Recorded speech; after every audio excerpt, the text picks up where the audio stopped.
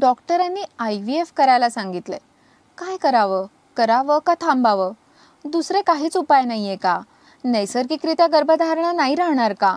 IVFच का? इतर कुठल्या पद्धतीने मूल नाही होऊ शकत का? असे अनेक प्रश्न जोडप्याला पडतात. अनेक जोडपी IVFचा सल्ला दिल्यानंतर तणावाखाली देखील येतात. अशातच भर पडते ते स्वयंघोषित डॉक्टरांच्या अनाहूत सल्ल्यांची. अमुक एका जोडप्याला असंच IVF सांगितलं होतं. त्यांनी काही केलं नाही, तसेच थांबले आणि मूल राहिलं. अशा सल्ल्यांमुळे मग अजूनच साशंकता निर्माण होते. मग डॉक्टरांनी IVF सांगितलंय तर काय करावं? लगेच करावं की थांबावं? नमस्कार, मी डॉक्टर आकांक्षा महाजन पाठक. एक्सेलंटच्या बुत्रा म्हणजे OPD बाहेरच्या फलदायी गप्पा. आणि आज आपण बोलणार आहोत IVFच्या इंडिकेशन्सबद्दल.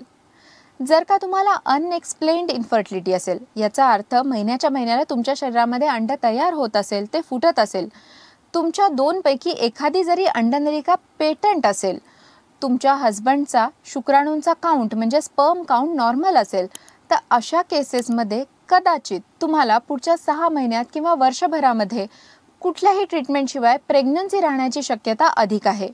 मात्र जर का स्त्रीचं AMH कमी असेल, तिला PCOD असेल, एंडोमेट्रियोसिस, अडिनोमायासिस, पेल्विक इन्फ्लेमेटरी डिसीज असे स्त्री जनन संस्थेशी निगडीत कुठलेही आजार असतील किंवा पुरुषाचा म्हणजे तिच्या मेल पार्टनरचा स्पर्म काउंट कमी असेल, तुमच्या लग्नाला 5 पेक्षा अधिक वर्ष झालेले असतील किंवा तुमचं वय जास्त असेल, तुम्हाला प्रेग्नन्सीसाठी ट्राय करून बरेच वर्ष गेलेले असतील, तर मात्र नैसर्गिकरित्या प्रेग्नन्सी राहण्याची जी शक्यता आहे ती कमी होते. मग अशा केसेसमध्ये अशा जोडप्यांनी डॉक्टरांशी सविस्तर चर्चा करावी, IVFचं आपलं इंडिकेशन काय ते जाणून घ्यावं आणि मौल्यवान वेळ न दवडता त्वरित IVF करून घ्यावं. कारण की इन्फर्टिलिटीच्या ट्रीटमेंटमध्ये वेळ ही सगळ्यात महत्त्वाची गोष्ट आहे. धन्यवाद.